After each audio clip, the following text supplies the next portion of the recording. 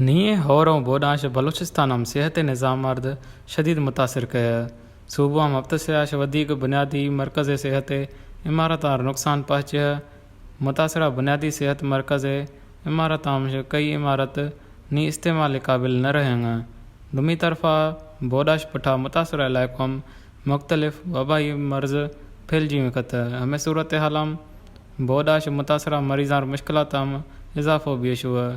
बलूचिस्तान हुकूमत गैर तवज्जो करया सेहत शोबो पहिरों ही ज़बून हाली शिकार और नी सूबो धीरे इलाकों सूरत हाल अयाद गंभीर भी न रोंगे नीए बोडों होराश सेहत निज़ाम वधिक धर्म भरम भी है। लसबेला जाफराबाद पशीन नसीराबाद और खोलू समेत सूबो दुमी ज़िलों बुनियादी सेहत मरकज़ BHU इलाक़ाई सेहती मरकज़ RHU और सिविल डिस्पेंसरीज़ हफ्ते से आश वधिक इमारत मुतासिर भी होंगे।